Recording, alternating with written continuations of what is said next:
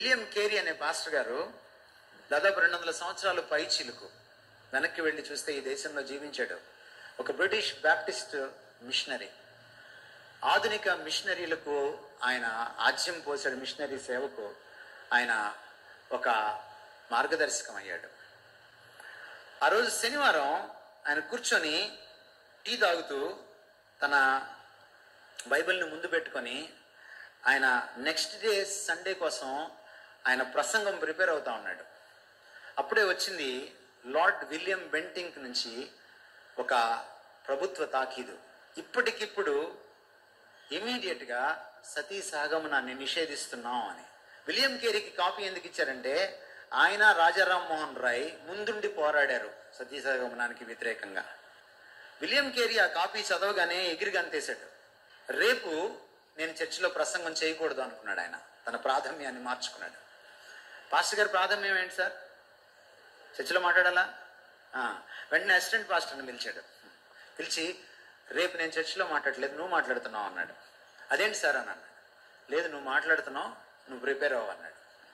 ఏంటి అని ఆరాధిస్తే దీన్ని ఆయన రాత్రికి ట్రాన్స్లేట్ చేసి దేశ నలుమూలలకి ఆయనకు దాదాపు 12 భాషలు వచ్చి ఆ నాటికి 12 భాషల్లో ట్రాన్స్లేట్ చేసి ఆయన దేశ నలుమూలలకి ఆ తాకీదును పంపించాలనుకున్నాడు. ఎందుకంటే ఆ రాత్రి ఎవరైనా ఒక్క విధవరాలు, ఒక్క వితంతు చితిమంట పైన చనిపోతుందేమో, భర్త చితిమంట పైన. మనుష్యులకు ఉపయోగకరమైన తాకీదులను, ఆర్డర్స్ను, చట్టాన్ని ఎంత తొందరగా వీలైతే అంత తొందరగా చేరవేయడానికి ప్రయత్నం చేస్తారు. అది ఎంత తొందరగా చేరితే అంత ప్రయోజనం. ఇలాంటిదే ఎస్తేరు గ్రంథంలో కూడా మనము చూస్తాము.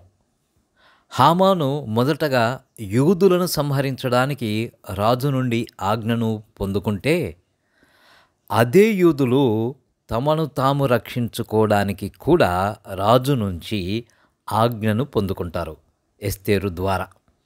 ఈ తాకీదును అత్యంత వేగంగా చేరవేయడానికి ప్రయత్నిస్తారు.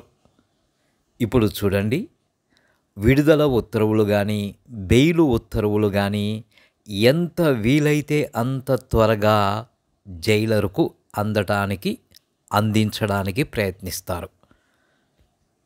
అలాగే నాడు కూడా ఆ యొక్క ఉత్తర్వులను అత్యంత వేగంగా అంచెగాండ్రు అందిస్తారు.